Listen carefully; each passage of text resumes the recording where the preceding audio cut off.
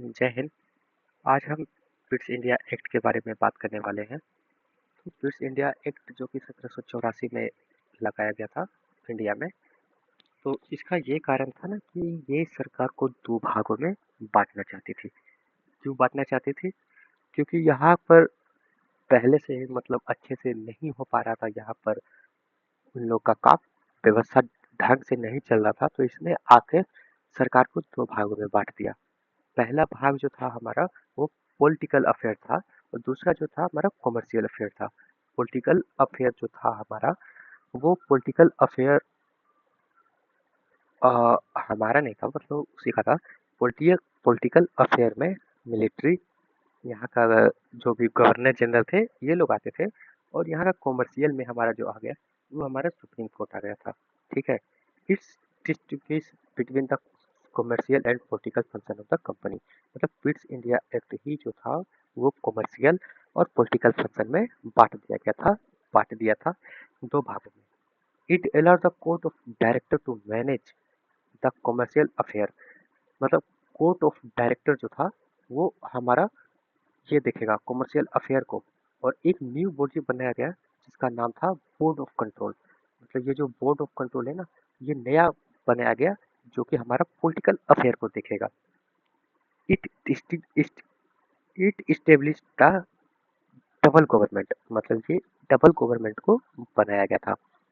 It empowered the board of control to supervise and direct all the operation of the civil and military और revenue of the British India। मतलब board of control को जो बनाया गया था उसके पास बहुत सारा पावर दे दिया गया था कि तुम सिविल भी देखना, मिलिट्री भी देखना और यहाँ का रेवेन्यू भी देखना।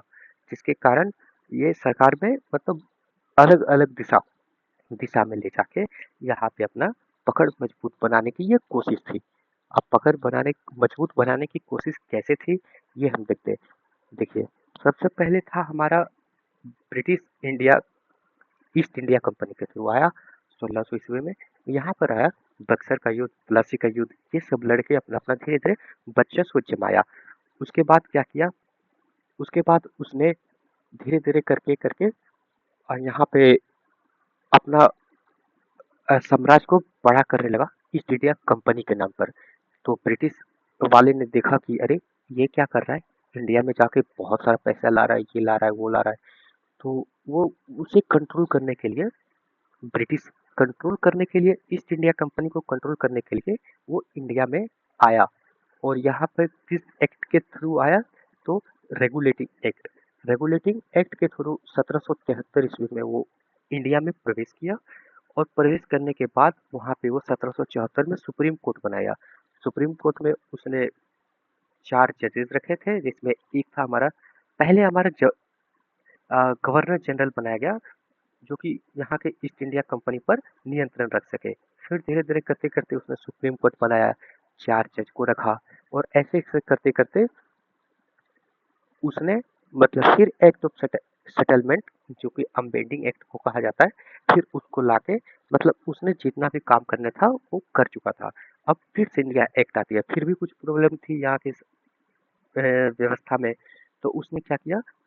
फिट्स इंडिया एक्ट को लाकर सरकार को दो भागों में बांट दिया।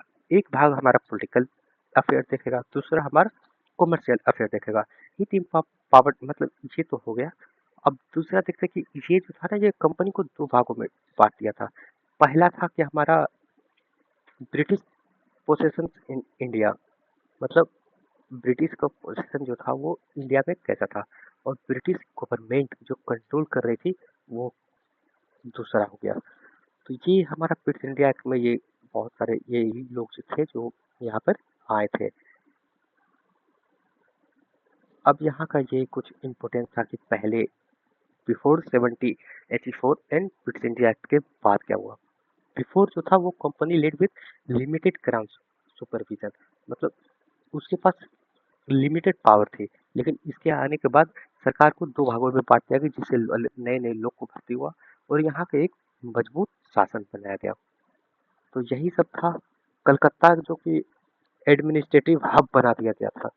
पहले मद्रास प्रेसिडेंसी भी थी, बॉम्बे प्रेसिडेंसी भी थी। उन लोग को कम पावर देके यहाँ पे कोलकाता को एक स्ट्रॉन्ग पावर दे दिया गया। तो ये रहा आज का क्वेश्चन जो कि ट्राई करना चाहिए।